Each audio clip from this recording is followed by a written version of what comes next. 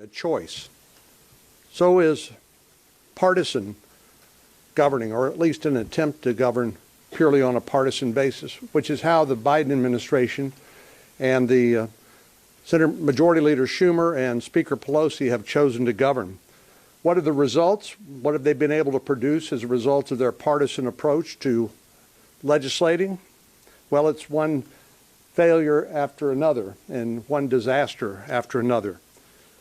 They currently are scrambling to try to figure out how are they going to lift the debt ceiling, something that Leader McConnell told them they would have to do. If they're determined to spend at least $3.5 trillion more in borrowed money, that they were going to have to lift the debt ceiling to accommodate that debt by themselves. But right now they're scrambling to figure out how to do something they should have known about last July. The border where I live is an absolute unmitigated disaster. In the middle of a pandemic, you're seeing tens of thousands of people ushered into the United States, many of whom have not been tested or vaccinated for COVID-19, in spite of the fact that there is a public health law, Title 42, that limits people's ability to cross borders during a pandemic. And then we heard yesterday that President Biden doesn't even listen to his military leadership when it comes to the way that he exited in a disastrous fashion Afghanistan, resulting in the loss of 13 American lives, and even now there are Americans who still haven't been able to get out. So as you can see from the charts behind us, you'll be able to see there is one failure after another. And here we are roughly one day before the government funding runs out, and they still haven't come up with a way to pass a continuing resolution. Hopefully they'll figure that out with our help here very shortly. But all that our Democratic colleagues have to show as a result of their partisan choice is a parade of failures for the American people. We need to do better, and we can do better. Senator Thune. Well, I think the American people have had an opportunity now to evaluate the results, if you will, or lack of results from unified Democrat control of the government. They have the House, the Senate, and the White House, which should enable them to do virtually about anything that they want. And I think what you're seeing as a result of that unified control of the government by the Democrats is a crisis in competence. As Senator Cornyn pointed out, whether it's the border, whether it's the incredibly messy exit from Afghanistan, which was a debacle by any definition, or whether it's what's happening on the floor right now. It's just constant sort of crisis, and I think the American people's evaluation is coming in as you look at how the president's numbers are slipping, particularly among independent voters. And they want to blame others. They want to blame the rules of the Senate. It's the filibuster's fault. Or they want to blame the parliamentarian. They're going after the parliamentarian. Or frankly, they're going after their own members right now. But this was entirely of their own making. They have known for some time that when they got power in the government, that if they were going to run it with an iron fist and try and run roughshod and steamroll the minority and steamroll even their own members and do everything at 51 votes, that this is what they were going to end up with. And they've known since July on the debt limit that Republicans were not going to deliver votes for that. There isn't a single Republican who wants to contribute to the biggest expansion of government, the biggest growth of government, literally since the New Deal, paid for by with the biggest tax increase literally in decades. And so we are where we are because the Democrats in the House and the Senate, the leadership in the White House, don't have a plan in place.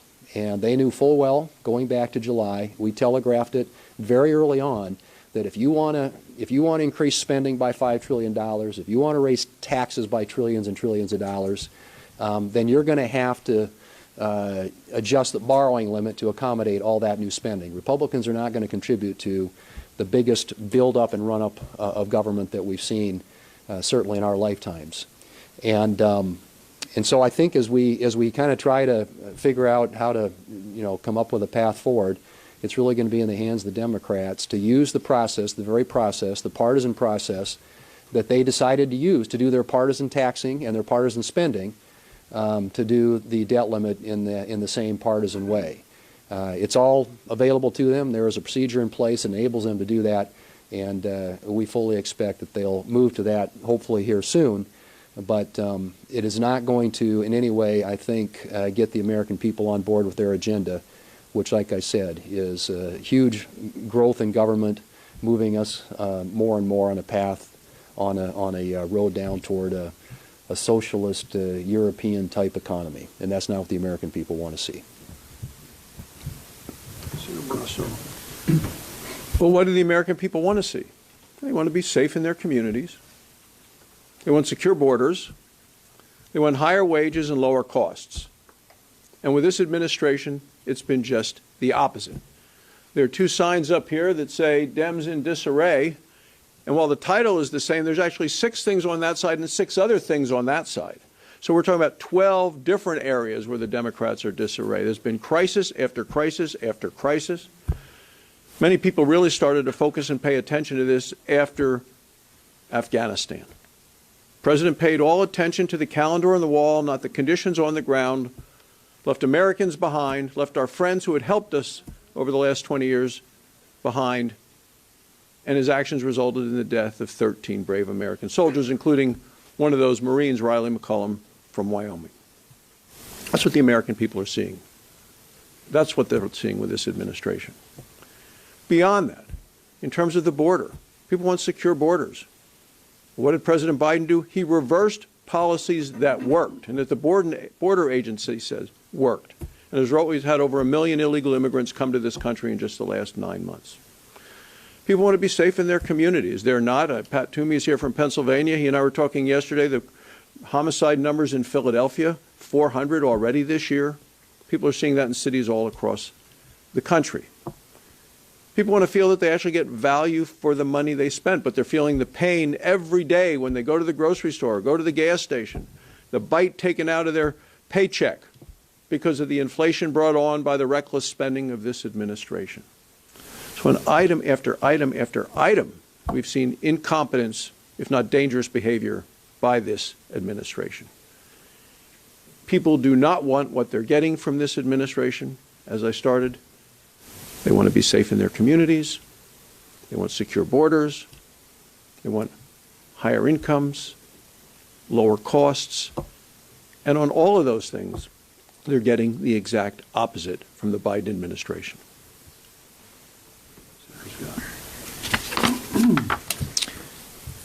So since January 20th, the Democrats have controlled the House, the White House, and the Senate. So they have unified government. What have we seen? We've seen 2 things. We've seen our country move. They've tried to move our country towards socialism. They're bankrupting the country. And Joe Biden takes credit for nothing and only tries to blame everybody else for all the bad things happening. So let's just go through the border crisis. Completely self-inflicted. It wasn't happening last year. It happened this year. It happened under Joe Biden's watch, and he's blamed everybody else. He's blamed Border Patrol agents. He's blamed the Trump administration. He's never responsible for that. Look at inflation. Gas prices are up. Food prices are up. Car prices are up. Home prices are up. Joe Biden's done nothing, but he's blamed everybody else. He's taken no responsibility. He's done nothing to reduce inflation in this country. Matter of fact, his reckless spending is causing this significant inflation, and he wants to do more. We had hearing yesterday in Armed Services on Afghanistan. Joe Biden wants to take no responsibility. He's blamed everybody else. He's blamed our military, but our military told him that he shouldn't be doing what he's doing. He left American citizens behind. Here's a president that decided he had a plan to withdraw the military without withdrawing Americans. That was part of what he did, but he blamed everybody else. Our military, the Afghan civilians, the Afghan military, our allies. He blames everybody else. He takes no responsibility. He does not actually believe the buck stopped with him. So the Democrats, unified Democrat government is a government's good. You're going to see high prices. You're going to see a border crisis. You're going to see we're not going to be self-sufficient for our energy. You've seen crime go way up. So we have got to figure out how to move this country in the right direction, and it's not the way the Democrats are heading. Senator Toomey. So I think probably several times a day we hear from Senator Schumer and other senior Democrats about what an unmitigated catastrophe it would be if the debt ceiling is not raised on time. We all know that Senator Schumer and the Democrats could have raised the debt ceiling by themselves months ago, or weeks ago, or last week, or this week, if they had pursued the procedures available to them. There's not a thing Republicans could have done to stop it. They can do it with a simple majority. But we know this. Everybody knows this. And yet, despite all their clamoring about what a catastrophe awaits, they choose not to avert the catastrophe that they have the power to avert. You have to ask yourself, why would they embarrass themselves with this contradiction? Why would they embarrass themselves by continuing to stress this message of calamity when everybody knows that they themselves can easily avoid it? It's pretty embarrassing to try to sustain that argument. But there's a reason. The reason is they know that the American people understand that this wild, reckless spending binge that they're on drives the need for ever more debt. There's a relationship. The more you spend, the more you will have to borrow to finance that spending.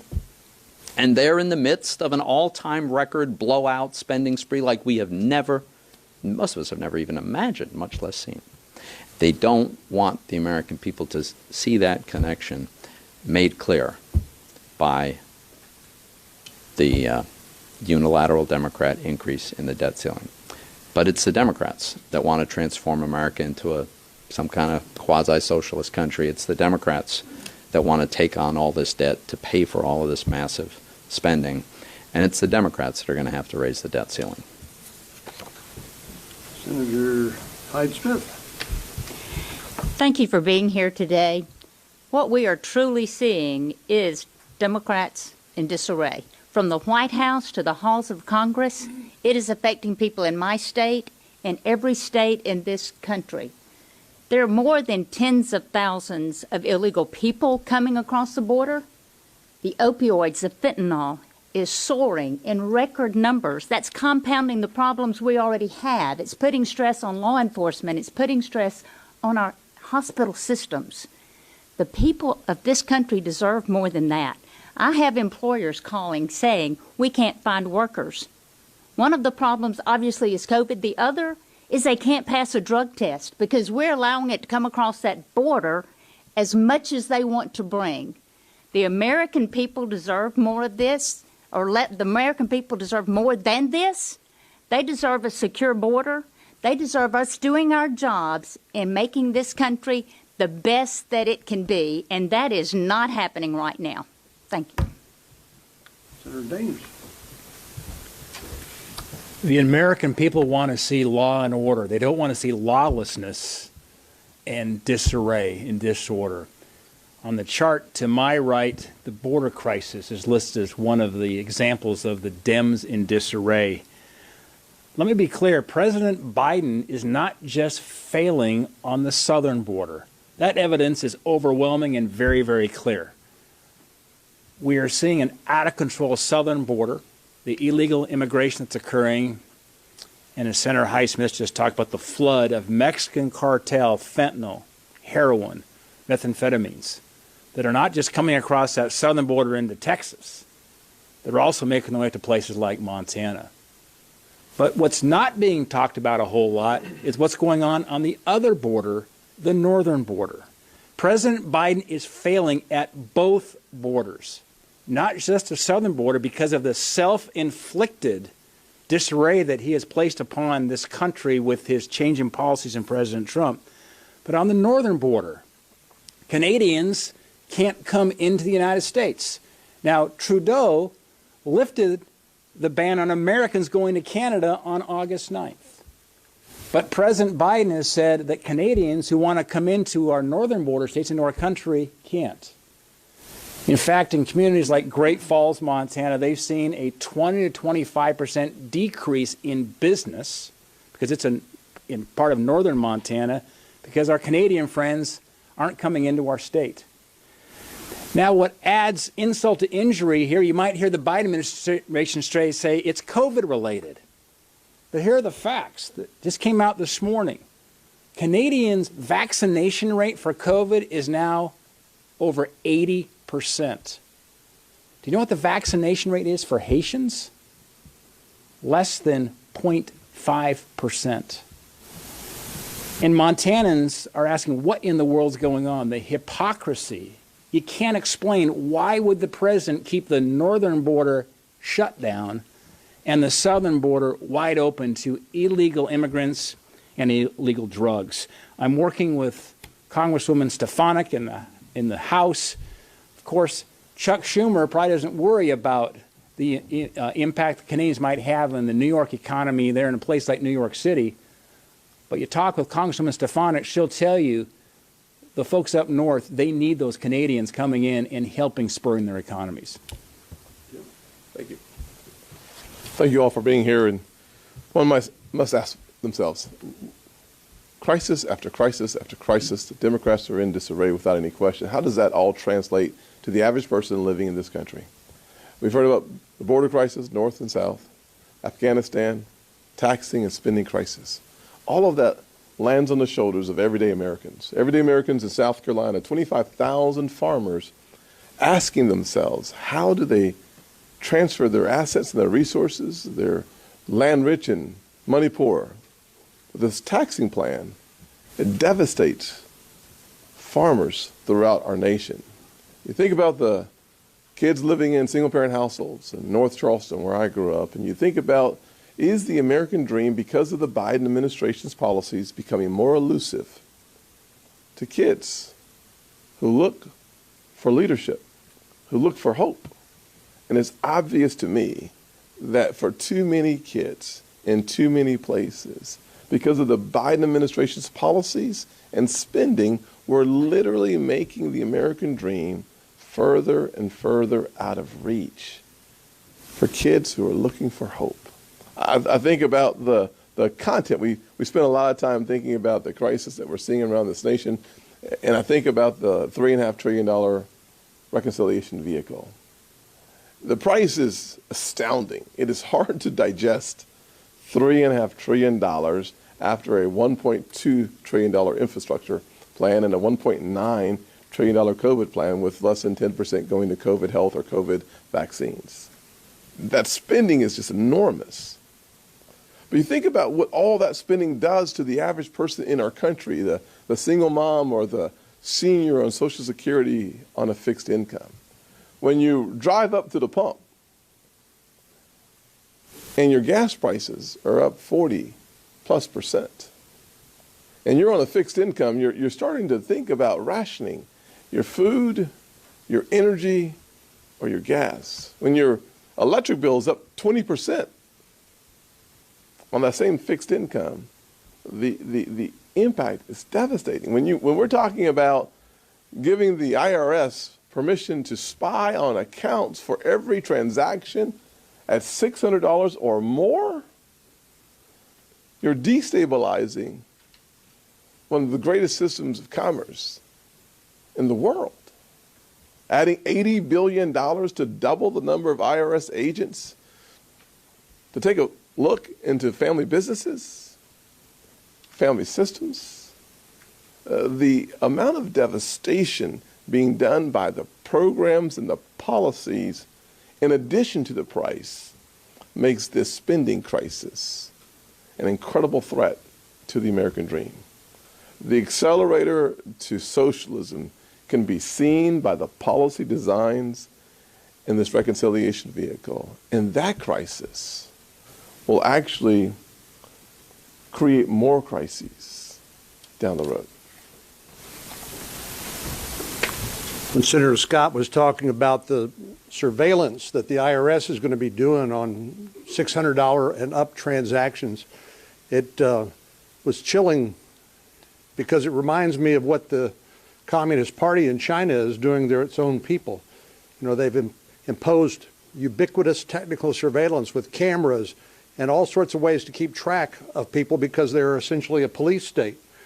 So not only are our Democratic colleagues pushing this into socialism, they're also embracing some of the very tools that police states like China are employing to surveil our own people. Any questions? Yes, ma'am. By not supporting an increase or suspension in the debt limit and filibustering it too, are you guys abdicating your responsibility to govern? Absolutely not.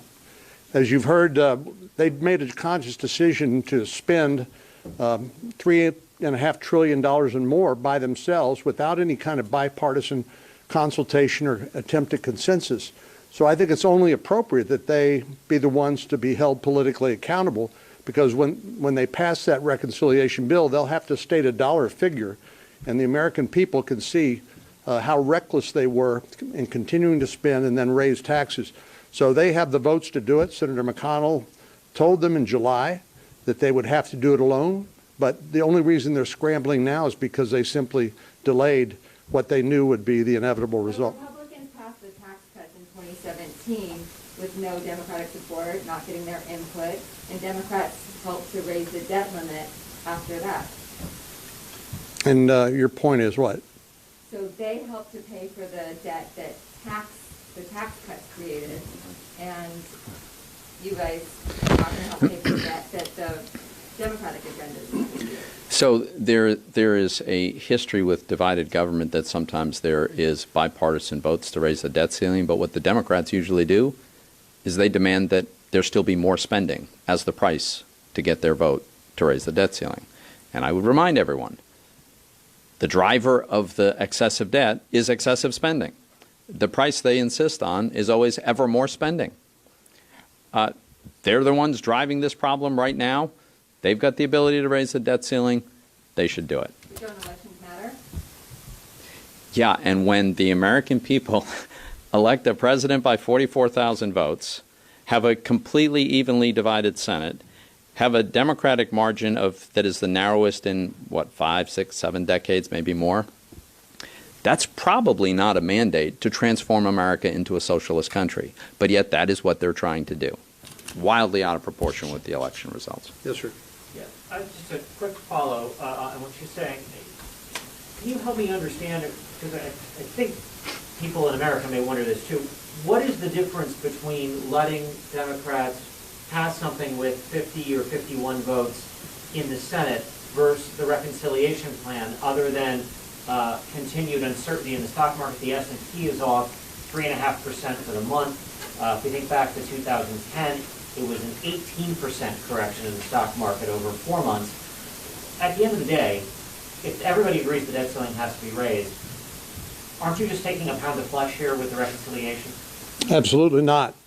They knew that this was going to be necessary last July, and they simply have waited and dragged their heels and been in denial. And really, what this is about future spending. In other words, they want to raise the debt limit in order to facilitate the spending of this $3.5 trillion plus in the reckless tax and spending bill. So this is one of the tools available to us. We believe that they're making bad policy, bad choices for the country, and we don't intend to help them. You don't worry that you don't worry about if there's a default, if we hit the debt ceiling, that when Texans call your office or Pennsylvanians or Floridians call your office because their portfolios have plummeted with the stock market, that they're not going to hold you somewhat responsible? There will not be a default. Yes, ma'am. Back. Senator, you said earlier in this press conference that you hoped that Democrats could figure out a solution on the government shutdown issue that's coming up on Thursday. Can you talk us through, you said with your help, can you talk us through a little bit about what that plan might look at, and can you assure us that the government will not shut down on Thursday? Democrats don't want to shut down the government. Republicans don't want to shut down the government. That will supply the result that we all expect, which is to keep the lights on. The only question is how long the continuing resolution will be for, and whether it will include things like funding for Iron Dome, and that have allowed our friends and allies in Israel to save many, many lives that the House has taken out of the CR. So they know how to do this. They've done it hundreds of times, And they simply need to do it and quit whining about it. Do you think we see something on that today? I don't know. I assume so. Yes, sir. On the debt limit, it's all very well to say Democrats should have done it months Rick, ago. come on. And you may be right? But Democrats now say there isn't enough time to deal with the debt limit and the reconciliation bill, reopen the budget resolution before October 18th. Surely kind of Republicans don't want to see the U.S. default as well. So what is the end game here? I don't think that's true. They have the time to get it done before Come to the 18th. microphone, sir. I mean, they have time to get it done before the 18th. That's not true. That's not true at all. I mean, they said repeatedly in the House. That's not true, though. Are you saying a line? Absolutely. That's not true. Yes, ma'am. Two questions. One quickly, when you said that there was a question about how long the CR would last, you guys want a date that's not December 3rd? And if so, what is it? And then my broad question is, beyond the current debt limit deadline, is there any appetite to look at the debt limit overall and whether it's even necessary or move the responsibilities of the debt limit to the administration? Well, I believe we ought to have. I believe we should have to vote on raising the debt. I believe we have to get structural reform. I was governor of Florida. I walked in with a budget deficit. The state had increased its debt every year for 20 years by over $1 billion. We balanced the budget every year. We cut a third of the debt. We have to start figuring out how to do that up here. We can't just keep spending money like this. I mean, if you look at right now, our interest expense is over $300 billion a year. That's with really low interest rates. If we go back to normalized interest rates, it's going to be very difficult to pay the interest and also fund all the programs we want to fund: Medicare, Medicaid, Social Security, the military. We have got to now say we got to make structural change. We have to change what we're doing. We can't keep doing the exact same thing and think we're going to get different results. If you look at their plan to take us to $45 trillion of debt. I mean, let's say we go to 5% interest. How in God's green earth are we ever going to pay the interest? And what are you going to cut? So live within your means. You have to live within your means. Every family does. Every business does. And if you don't, something happens to you. We have got to figure this out. There's a lot of proposals. Pat Toomey has had a full faith and credit bill. I have got a bill that require when you're going to have deficit, a bill that has deficit spending, it takes 2/3 vote. We've got to come up with some way to stop this wasteful spending. I just want to add something. I completely agree with Senator Scott. And let's be honest, spending other people's money is fun and easy around here. The debt ceiling is the accountability part, because that's what goes with it. And it happens that it is during disputes over the debt ceiling, and the resolution of those disputes have historically been the mechanism that has gotten us budget deals. It's been the moment when Congress will finally focus, at least momentarily, on this problem. And this has been a pattern in history. The Reagan-O'Neill deal on Social Security was consummated around a debt ceiling issue. George H.W. Bush confronted budget challenges over the debt ceiling. The Clinton-Gingrich deal, budget deal, that was done at a moment when the debt ceiling needed to be raised. Even Barack Obama in 2011, it was over the debt ceiling that he came to the table with Republicans, and we worked out a serious effort to get the entitlement programs under control, and we had a fallback. If that didn't work, we were going to cap discretionary spending. My point is, the fact that Congress has to actually affirmatively raise that debt ceiling has been the mechanism that has precipitated at least some small modicum of attempt to deal with the crisis. So, for instance, if the Democrats would take this terrible $5 trillion bill off the table, and they would work with me on a plan to slow the rate of growth of the entitlement programs that are driving this, then I'd be happy to work with them. If the Democrats get rid of the program to socialize America and spend massive amounts of money that the American people don't want, then absolutely. Thank you, everybody. Thanks, guys.